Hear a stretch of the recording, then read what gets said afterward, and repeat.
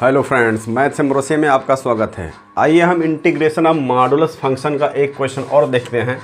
तो क्वेश्चन है integral -1 to mod x³ - x dx।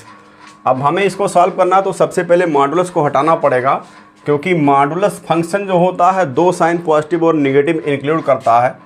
तो हम जानते हैं कि mod x = x होता है if x is greater than equal to 0 and this mod x = -x if x is less than 0।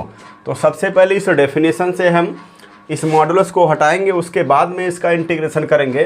तो इसके लिए हम यहाँ पर वेबिक कर्व मेथड यूज़ करते हैं, और वेबिक कर्व मेथड का वीडियो हम इसके प्रीवियस लेक्चर में बना चुके हैं, आप वहाँ से देख सकते हैं। तो सबसे पहले क्या करते हैं, हम x³ - x का फैक्टर करते हैं, जो हमारा फंक्शन है मॉडुलस के अंदर, इसका फैक्टर कर लेते हैं। यहाँ से x कॉमन करेंगे तो x² - 1 बचेगा, और फिर यहाँ से x + 1 × x - 1 कर देते हैं। तो फंक्शन का हमने फैक्टर कर दिया। अब हम इस फंक्शन को इक्वल टू 0 पुट करेंगे तो x = 0 आएगा।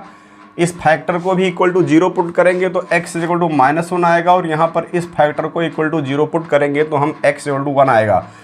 अब वेबिक कर्व मेथड में हम एक नंबर लाइन ड्रा करते हैं, यानी रियल नंबर लाइन, जो कि -∞ से +∞ तक होता है। लेफ्ट मोस्ट में -1 पॉइंट जाएगा, इसके राइट में 0 आएगा, और इसके राइट मोस्ट में 1 जाएगा। अब यहाँ पर फैक्टर करने के बाद में हम x को पॉजिटिव बनाते हैं, यहाँ पहले से ही पॉजिटिव है। उसके बाद हम यहाँ देखते हैं, अगर प्लस साइन है तो वेबिक कर्व मेथड में अगर प्लस साइन यहाँ पर है, प्लस साइन है अगर यहाँ पर, तो हम राइट मोस्ट पॉइंट से प्लस से स्टार्ट करते हैं। प्लस माइनस, ये प्लस माइनस अल्टरनेट ऑर्डर में आते हैं, और यहाँ पर फैक्टर पर पावर ऑड होना चाहिए। 1 1 1 ऑड पावर है, तो प्लस माइनस अल्टरनेट ऑर्डर में आएंगे। इसका पूरा एक्सप्लेनेशन मैं प्रीवियस वीडियो में कर चुका हूँ, वहाँ से आप देख सकते हैं। तो अब ये हमारा इंटीग्रल जो है -1 to 2 यहाँ 2 नहीं है, तो 2 हम यहाँ पॉइंट ले लेते हैं। -1 to 2 जो हमारा इंटीग्रल है, पॉइंट 0 और पॉइंट 1 पर ब्रेक हो जाएगा, क्योंकि हमारे पास इंटीग्रल की एक प्रॉपर्टी होती है, integral a to b fx dx = होता है integral a to c fx dx + c to b fx dx, where c lying between a and b।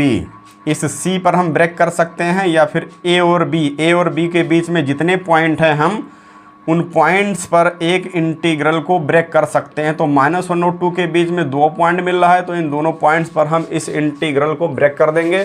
तो ये हो जाएगा इंटीग्रल -1 to 0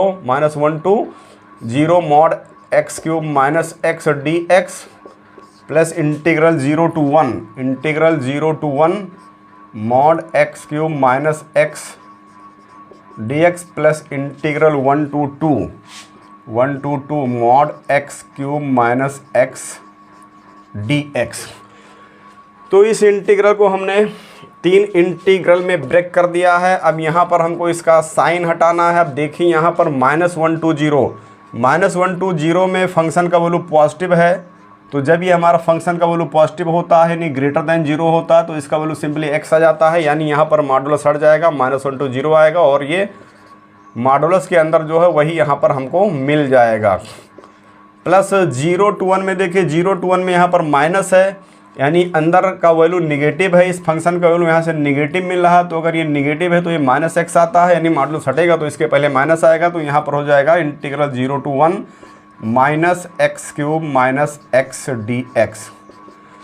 प्लस 1 to 2 में देखिए, 1 to 2 में फंक्शन का वैल्यू पॉजिटिव है, तो यहाँ पर 1 to 2 में फंक्शन का वैल्यू पॉजिटिव हो जाएगा, और इस तरह से मॉडुलस हट जाएगा, x³ - x dx आ जाएगा। तो हमने मॉडुलस में जो हमारा फंक्शन था, मॉडुलस हमने वेबिक कर्व मेथड से रिमूव कर दिया है, और अब हम इसका इंटीग्रल ईजिली कर सकते हैं। तो यहाँ पर इसका इंटीग्रल हो जाएगा x⁴/4 माइनस x का हो जाएगा x²/2, और यहाँ पर हम लगाएंगे लोअर लिमिट, यहाँ पर अपर लिमिट, प्लस यहाँ पर हम इसको अंदर करेंगे तो ये माइनस हो जाएगा, ये प्लस हो जाएगा, फिर इसका इंटीग्रल करेंगे तो x²/2 आएगा, और माइनस x⁴/4 आएगा।